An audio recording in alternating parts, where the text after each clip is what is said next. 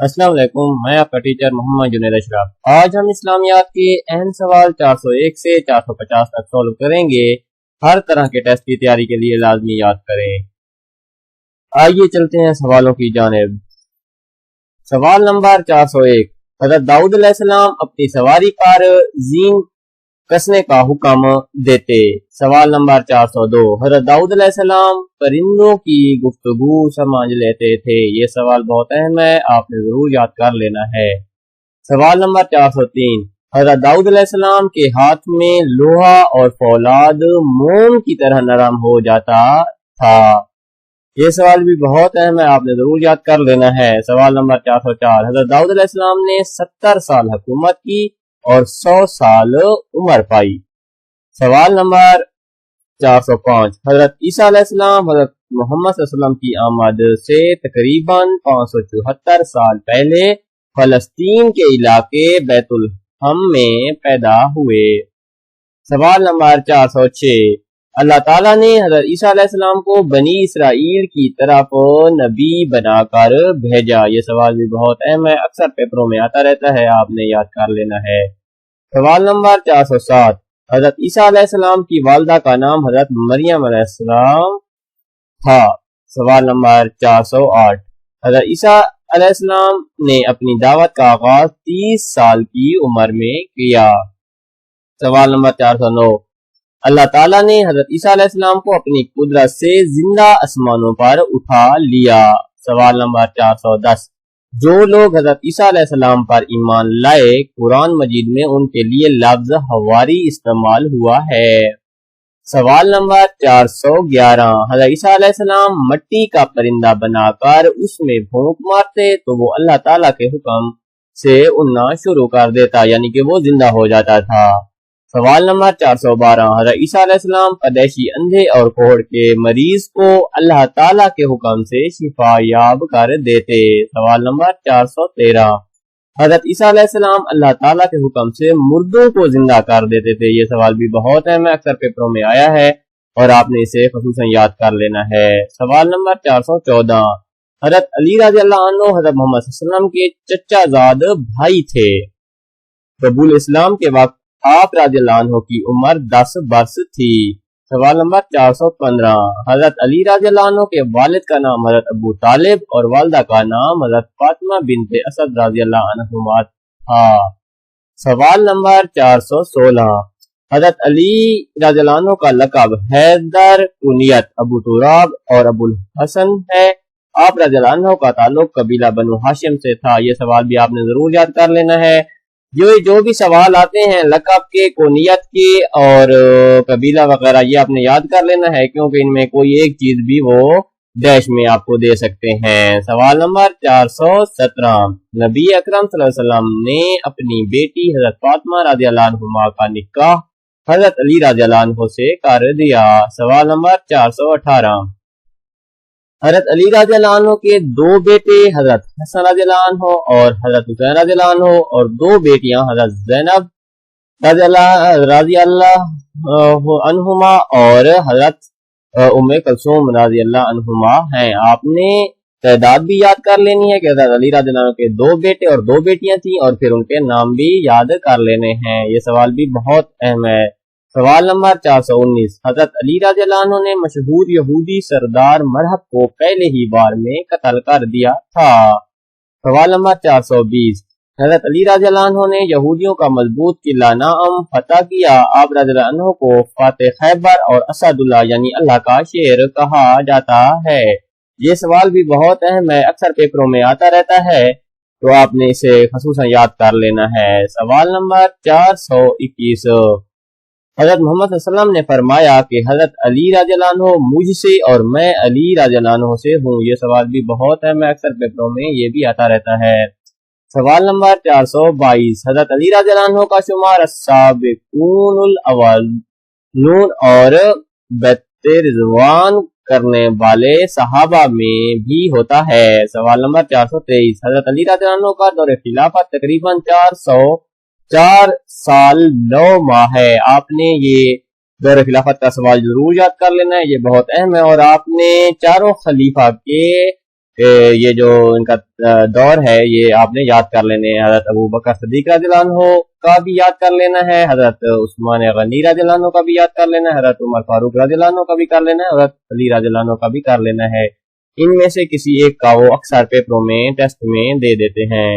سوال نمبر 424، حضرت علی رضی اللہ عنہ نے دریا فرات پر ایک پل تعمیر کرایا۔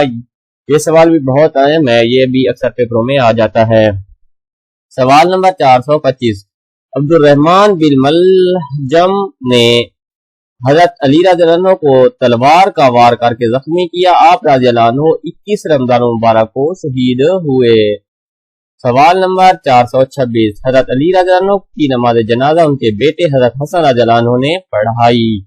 سوال نمبر 427، حضرت علی رضی اللہ عنہ کی آخری آرام گاہ عراق کے شہر نجف میں ہے۔ یہ سوال بھی بہت اہم ہے، آپ نے ضرور یاد کر لینا ہے۔ سوال نمبر 428، حضرت عبد القادر جیلانی رحمۃ اللہ علیہ کا شمار عظیم صوفیاء میں ہوتا ہے۔ سوال نمبر 429، حضرت عبد القادر جیلانی رحمۃ اللہ علیہ 470 ہجری میں ایران کے صوبے جیلان میں پیدا ہوئے۔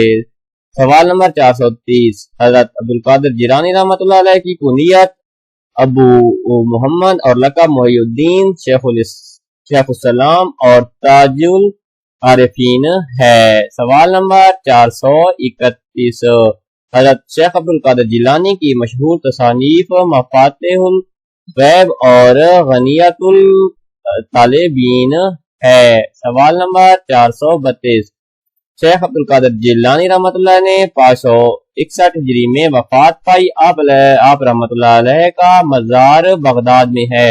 یہ میں جتنے بھی سوال آپ کے لیے بناتا ہوں تو جو ایک ٹاپک ہوتا ہے تو اس میں سے اہم سوال بنا لیتا ہوں، جیسے میں نے ابھی شیخ عبد القادر جیلانی کے بارے میں سوال بنائے ہیں، اب حضرت جلال الدین رومی کے بارے میں جتنے بھی اہم سوال ہیں وہ بنا رہا ہوں، ٹھیک ہے؟ تو آئیے چلتے ہیں سوالوں کی جانب۔